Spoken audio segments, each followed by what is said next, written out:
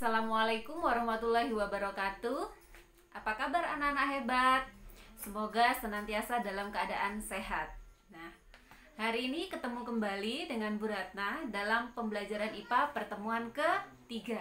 Ya, pada kesempatan kali ini saya akan melanjutkan materi yang kemarin. Namun sebelum itu ada beberapa hal yang akan saya sampaikan terkait materi kita sebelumnya.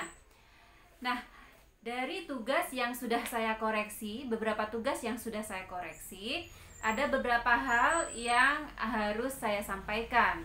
Ya, ini terkait pengerjaan tugas. Nah, yang pertama adalah yang harus diperhatikan ketika kalian memperoleh tugas, tolong diperhatikan betul perintah yang ada di dalam tugas tersebut. Seperti contoh, di LKPD kemarin saya sudah menjelaskan atau memerintahkan kalian untuk memilih di antara 4 objek yang harus diamati. Yang pertama adalah batang, yang kedua ada buah, yang ketiga ada bunga, dan yang keempat ada daun. Ya, nah jadi kalian harus memilih salah satu di antara 4 ini. Ya, nggak boleh di luar ini. Oke. Nah, pada kenyataannya beberapa siswa masih memilih akar. Padahal akar tidak terdapat di 4 pilihan yang sudah saya tawarkan.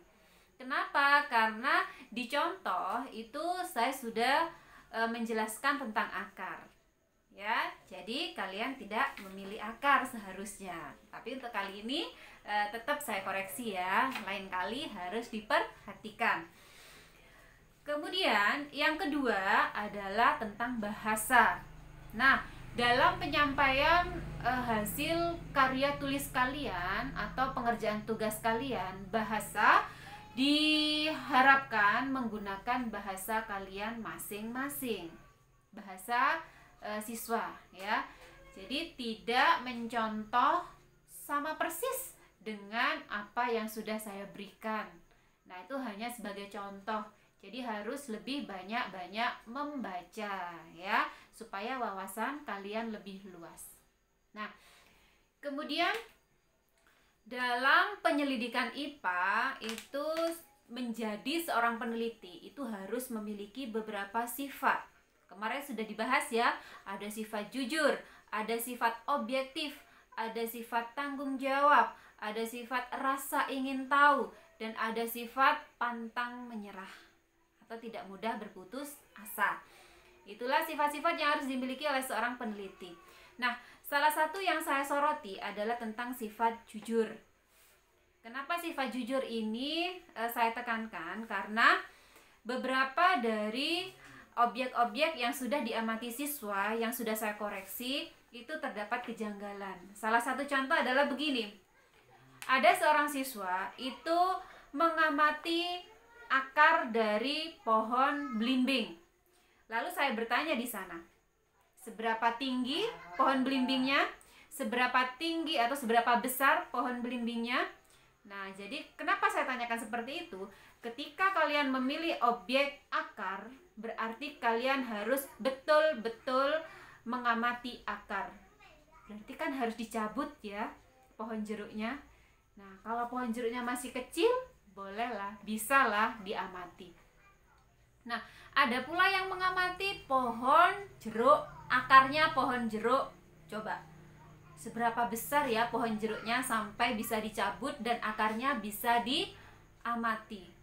Ada pula yang mengatakan panjang akar jeruk itu sepanjang 4 meter. Wow, panjang sekali. Apakah kalian betul-betul melakukan?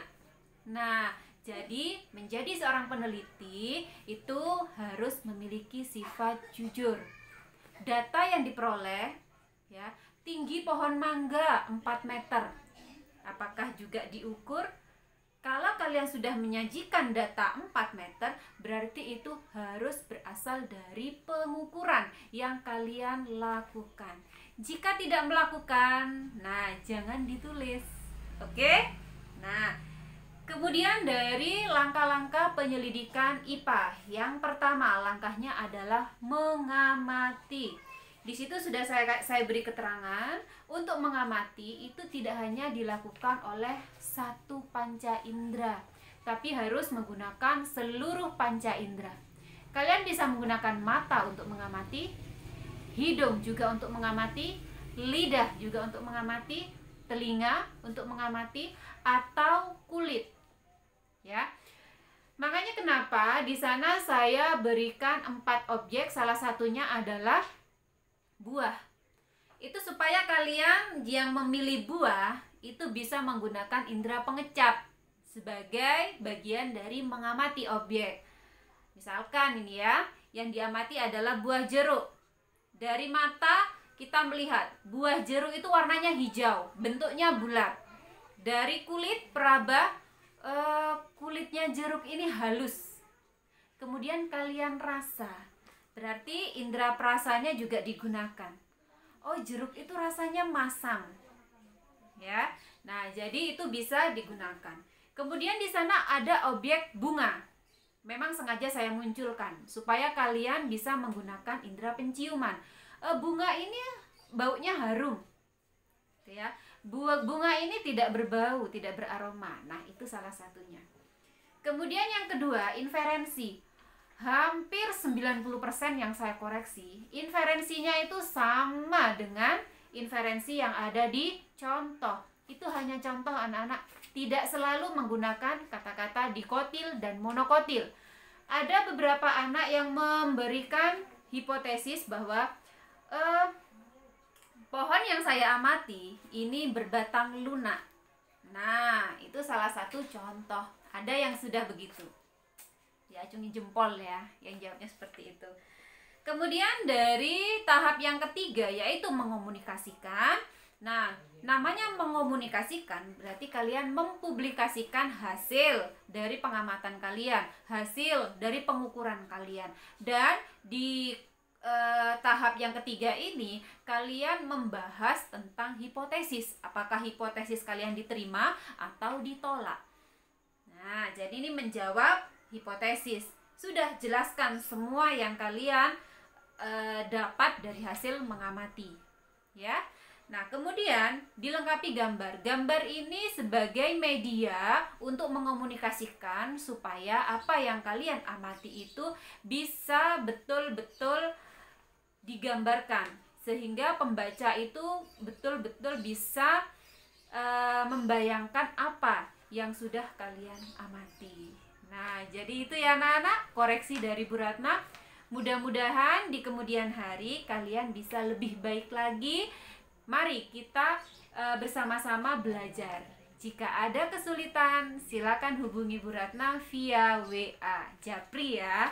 Nah, oke, kita lanjutkan ke pembelajaran berikutnya. Silakan dilihat Google Classroom-nya. Oke?